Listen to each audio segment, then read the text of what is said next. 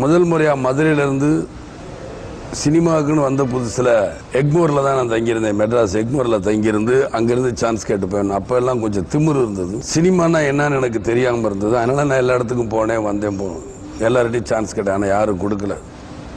அதுக்கப்புறம் சேனாஸ் ஃபிலிம்ஸ் மர்சூக்குங்கிறவர் எனக்கு ஒரு சான்ஸ் வாங்கி கொடுத்தார்.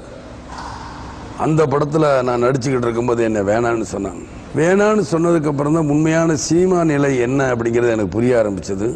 அதுக்கப்புறம் நானே கஷ்டப்பட்டு கோடம்பாக்கத்துலேருந்து எங்கெங்கே சினிமா கம்பெனி இருக்கும் சென்னையில் அத்தனை இடத்துலையும் சுற்றி பார்த்து ஏறி இறங்க ஆரம்பித்தேன். அப்போ தான் செலவு பண்ணணும், ஃபோட்டோக்கள் எடுக்கணும், விதவிதமான போஸ்டர்ஸில் எடுக்கணும், நவரசத்தையும் கொண்டு வரணும் மூஞ்சியில்.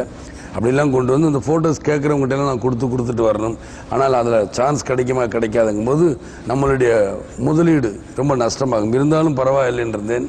அப்புறம் வீட்டில் என்ன பண்ணாங்க, இப்போ மெட்ராஸ் விட்டு வரமாட்டேன், அப்பா கோச்சிக்கிட்டார், எந்த உதவியும் பண்ணலை.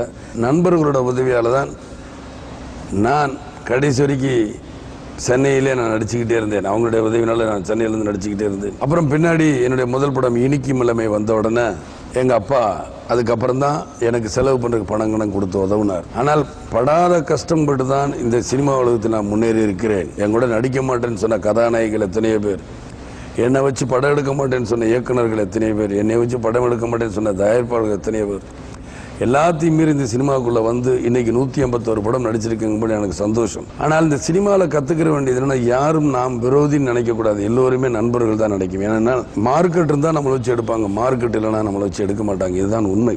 நான் கடந்து வந்த பாதையை பார்க்கும் பொழுது இன்றைக்கி இருக்கிறவங்களுக்கெல்லாம் ரொம்ப ஈஸியாக இருக்குது. நான் கடந்து வந்த பாதை ரொம்ப கல்லும் முள்ளும் முரடுகளாக இருந்தது. எப்படி யாரையும் கெஞ்சி அப்புறம் கேட்டு, சில நேரங்களில் என்னுடைய கௌரவம் இடம் கொடுக்காது கெஞ்சனும், சில நேரங்களில் என்னை வில்லனா பண்ணணும்னு சொன்னாங்க. அந்த வில்லனெல்லாம் பண்ண மாட்டேன் அப்படின்னு பிடிவாதமாக நான் இருந்தால் கதாநாயகனாக தான் இருப்பேன் அப்படின்னு இருந்தேன். இப்போ எப்படி கூட்டணி வைக்க மாட்டேன்னு பிடிவாதமாக இருக்கணும், அதே மாதிரி தான் அப்பவும் நான் பிடிவாதமாக கதாநாயகனாக தான் நடிப்பேன்னு சொல்லி அந்த பிடிவாதத்துக்கு கிடைச்ச வெற்றி. அதாவது நான் உழைக்க என்றைக்குமே பயப்பட மாட்டேன், உழைச்சிக்கிட்டே இருப்பேன். அவங்க காசு பணம் கொடுக்குறாங்களா கொடுக்கலையாங்கிறலாம் எனக்கு தெரியாது. நான் உழைப்பு நான் எனக்கு கொடுத்த அந்த தொழிலுக்கு ஒரு மரியாதை கொடுக்கணுங்கிறதுக்காக நான் உழைச்சிக்கிட்டே இருப்பேன். அந்த மரியாதையை கொடுத்ததுனால தான் என்னவோ எனக்கு தெரியாது, எனக்கே என்னுடைய படத்திற்கே மரியாதைன்னு சேர்ந்து சினிமா உலகம் சேர்ந்து விஜயகாந்துக்கு மரியாதை செலுத்தும் அப்படின்னு நினச்சாங்களோ தான். அது மாதிரி பல நாள் கஷ்டப்பட்டு அடைக்க முடியாத நடிகர் சங்க கடனை கூட நான் நடிகர் சங்க தலைவராக இருந்து அது தலைமையேற்று நடத்தி கொடுத்த இன்றைக்கும் பெருமையாக சொல்கிறாங்க.